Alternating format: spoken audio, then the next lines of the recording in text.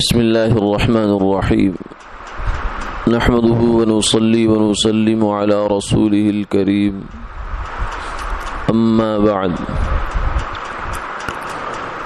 عن أبي هريرة رضي الله تعالى عنه قال قال رسول الله صلى الله عليه وسلم رغم أنفه قيل من يا رسول الله قال من أدرك والديه عند الكبر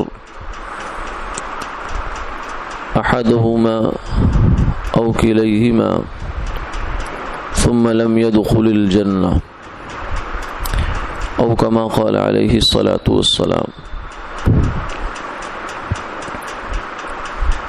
حضرت ابو ہریرہ رضی اللہ تعالی عنہ سے مروی ہے کہ رسول اللہ صلی اللہ علیہ وسلم نے ایک دفعہ یہ فرمایا کہ ناکام ہوا وہ آدمی۔ عرض کیا گیا کون یا رسول اللہ؟ آپ نے فرمایا وہ شخص کہ جس کے پاس اس کے والدین بڑھاپے کی عمر کو پہنچ گئے، دونوں یا ایک، پھر بھی وہ آدمی جنت میں داخل نہ ہو سکا۔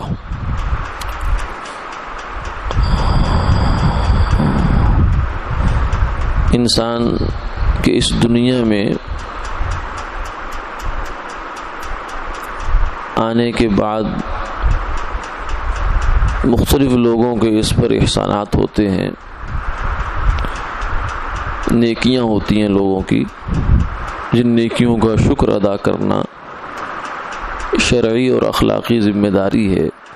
من لم یشکر الناس لم یشکر اللہ، جو لوگوں کا شکر ادا نہیں کرتا، شکریہ ادا نہیں کرتا، قدردانی نہیں کرتا ان کے احسان کی، وہ اللہ کا شکر بھی ادا نہیں کرتا۔ لیکن سب سے پہلا جو احسان ہوتا ہے اور حق ہوتا ہے وہ والدین کا ہوتا ہے،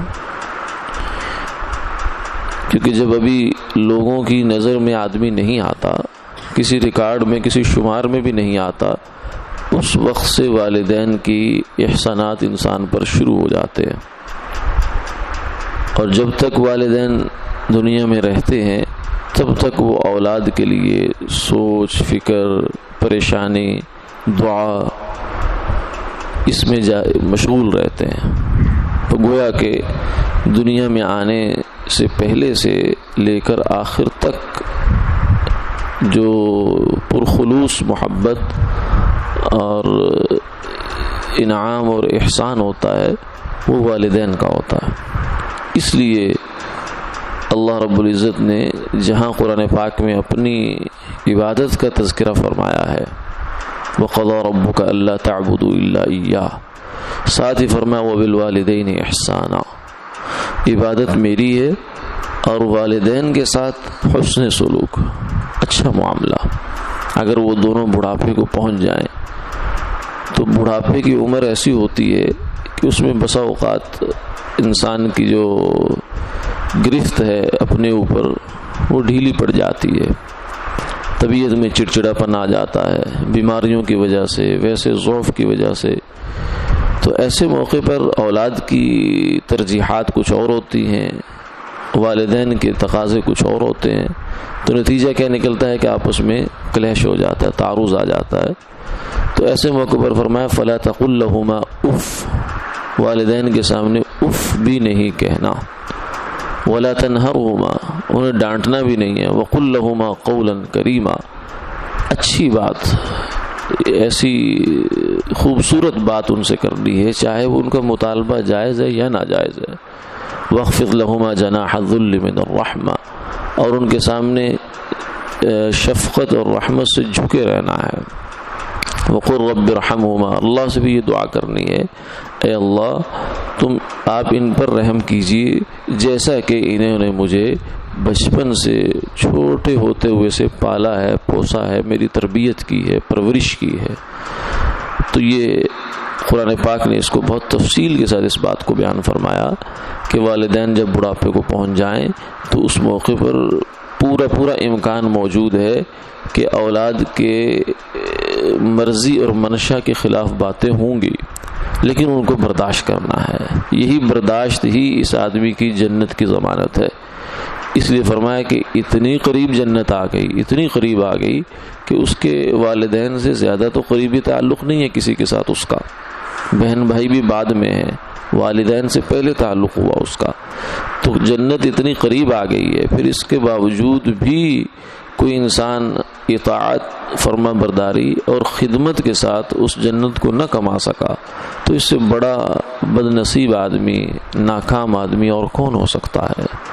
اس لیے فرمایا رضا الرب فی رضا الوالد و سخط الرب فی سخط الوالد، کہ اللہ کی رضا اور خوشنودی یہ والد کی رضا اور خوشنودی میں ہے، اور اللہ کی غصہ اور یہ والد کے غصے کے اندر ہے. یعنی اگر والدین انسان سے راضی ہیں تو یہ سمجھنا چاہیے انشاءاللہ اللہ بھی راضی ہیں، اور اگر والدین ناراض ہیں تو اس صورت میں اندیشہ ہے کہ اللہ بھی ناراض ہو. عموماً چھوٹی موٹی باتیں گھروں میں معاملات میں ہو جاتی ہیں، لیکن اس سے دل کو صاف کر لینا چاہیے. والدین کو بھی چاہیے کہ کچھ زیادہ بھاری مطالبات اولاد سے نہ کریں، اور ان کو بھی مجبور نہ کریں اس بات پر کہ وہ آگے سے کچھ کہیں سنیں. اور اولاد تو خیر جوان ہوتی ہے، اسے تو اپنے اعصاب پر، اپنے آپ پر زیادہ قابو ہوتا ہے بنسبت بوڑھے آدمی کے. تو اسے بھی چاہیے کہ وہ بھی نرمی کے ساتھ چلے. اللہ تعالی عمل کی توفیق عطا فرمائے.